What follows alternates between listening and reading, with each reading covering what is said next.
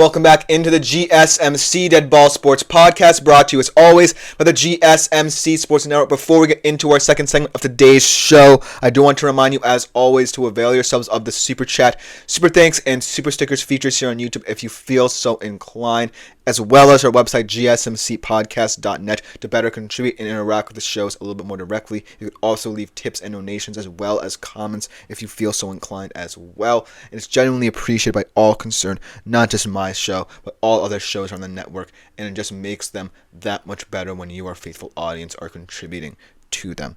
But without further ado, let's jump right into our next Bubble Watch segment, talking about perhaps the weakest conference in college basketball, the weakest Power 4 conference, so to speak, in college basketball, the ACC.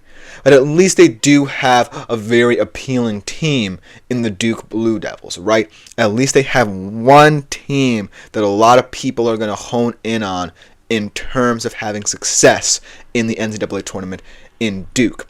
But if you look at the depth of this conference, there were a lot of teams expected to make big leaps in the ACC this year that have just underperformed.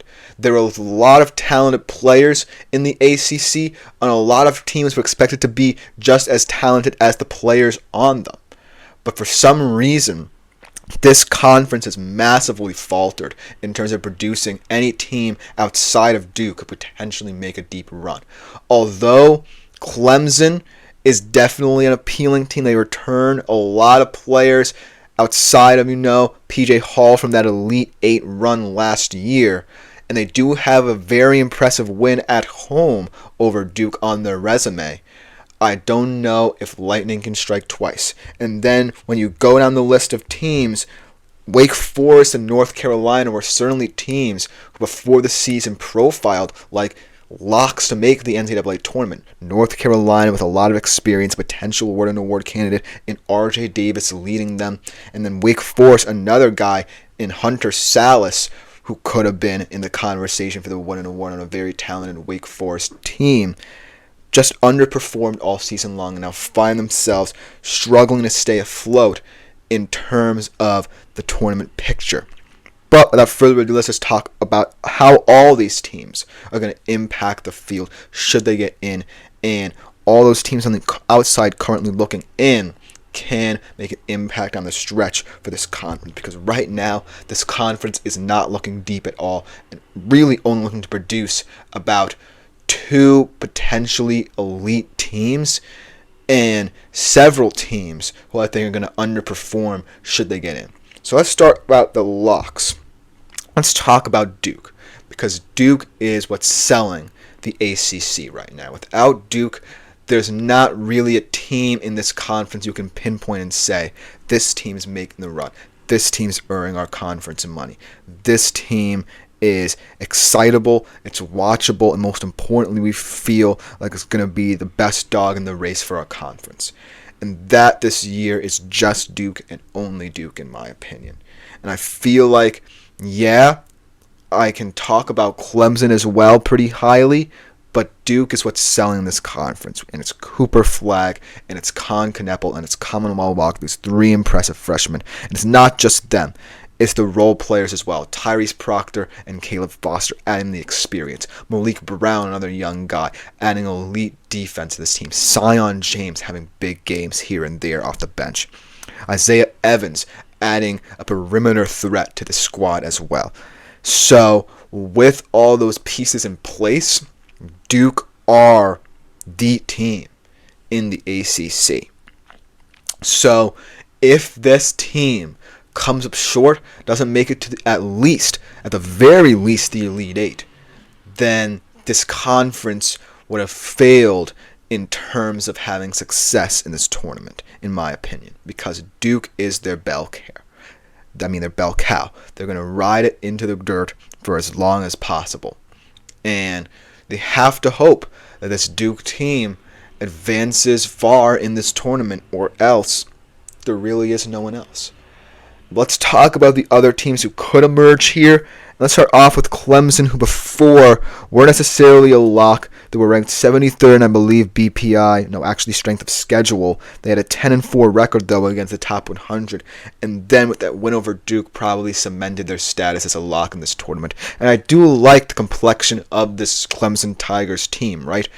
They lost P.J. Hall, who was the heart and soul of their team last year. The return elite guard Chase Hunter and a really nice hybrid player in Ian Sheffield, who can play down low, shoot the three, and then with the emergence of Victor Lockeen as their main big man, really have the complexion again of being an Elite Eight team. As Tap to Learn says, Louisville earned some love. We'll get to them.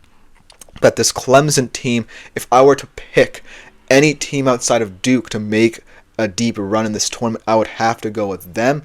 They return Ian Sheffield, they return Chase Hunter, and with Victor Lockeen stepping up, they have an elite core there.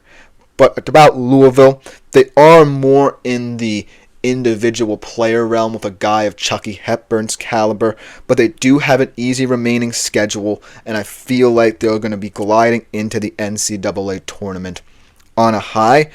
I don't necessarily know if this is a team I'm going to be buying into after the round of 32, if they advance that far even, because I don't see anyone outside of Chucky Hepburn on this team that can lift it a little bit. So I feel that Louisville are going to get into the tournament, maybe win a couple games, but I'm not expecting them to make as much noise as, say, a Duke team or potentially a Clemson team. But now let's get into how disappointing this conference has been in terms of producing talent and depth outside of Duke. The should-be-in category falls upon SMU. They have a good chance of getting in, and I really like this team as well. Very balanced. They're currently at 78% in terms of their status to get in. They have some tough games upcoming down the stretch. They have Wake Forest Saturday, then Clemson in a week's time. So if they win those games, they're almost certainly locks as well, and I really like the complexion of this roster. Johan Traore, I really like. Boopy Miller, the junior guard. A lot of talent on this roster that I can get behind, but not to the extent of, say, a Clemson Tigers team. Now let's get into the actual disappointment in terms of this ACC, because these two teams in the work to do category were expected to carry the load behind Duke this season.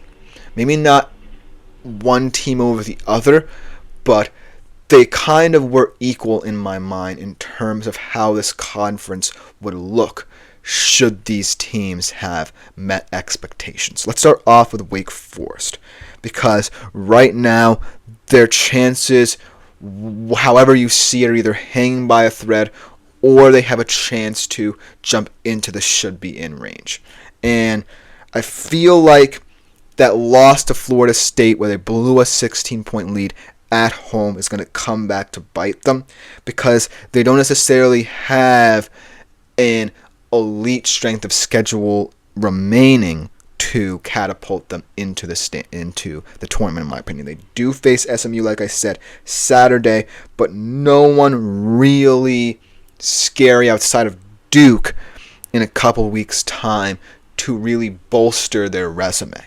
Because right now, they rank 7th in the conference in net, and I feel like they have enough quad 1 wins to where you can be convinced that they should be in the tournament, and they should be in the should-be-in category. They've already beaten UNC and Pitt, 2 other ACC bubble teams, but I just feel like they haven't met expectations like they were talking about before the season for this team. And I know there's a lot of pressure on the one individual player who expected to carry this team in Hunter Salas, but I do feel that the fact that they're now hovering around the bubble is a little embarrassing, considering the fact that this was a team expected to be on the level of, at the very least, say a Clemson or a North Carolina right now. And I can't necessarily say that about them. But then let's talk about North Carolina, because I believe that this is the most disappointing team of all in the ACC. When you look at this North Carolina Tar Heels roster, yes, it's guard loaded, but it's experience. You have guys in Elliot Cadell, Seth Trimble, Ian Jackson, and above all, RJ Davis, who are all elite shot creators.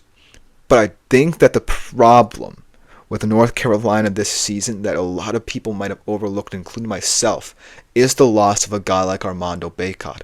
Like him or not, he's one of the most elite North Carolina centers in their history. It was the reason that when he was there, they were able to make deep runs in the NCAA tournament. Now they're relying on Drake Powell, who's not necessarily a fully developed player. And yes, he's expected to go in the lottery of this year's draft, but he's still a very rudimentary player in terms of his ball skills, in terms of how he attacks down low, and most importantly, for a high-profile team, he's not necessarily the center you would want to have weight placed on their shoulders for. And so that's why this North Carolina team just has so underwhelmed this season. And I feel like that's not necessarily something that we expected, but it's something we should have kind of been warned about with the profile of this team down low once Armando Bacot left them. And to make matters worse, they're only a borderline top 50 strength of record team. They have a 7-11 record against the BPI top 100. And they only have a couple more games left to bolster their profile as a contender to make the tournament. They go to FSU in 2 weeks' time, and then a couple of weeks down the road, they're up against Duke. They don't necessarily have any other teams in their schedule to bolster their resume outside of those two. But if they do beat Florida State, and they take care of business against the three teams they faced beforehand, then we might be talking here. But other than that, really down year for this conference, but look for Duke to be the bell cow for them in the NCAA tournament and potentially be the saving grace if they win the national championship. Let me know what you think about the ACC. Coming up next, we conclude our Bubble Watch talk for today with the Big Ten. Definitely a loaded conference in terms of how many teams could make the tournament, but will any of them do anything once they get there? Tune in and find out what I think after this short break. Looking for your daily fix of sports talk without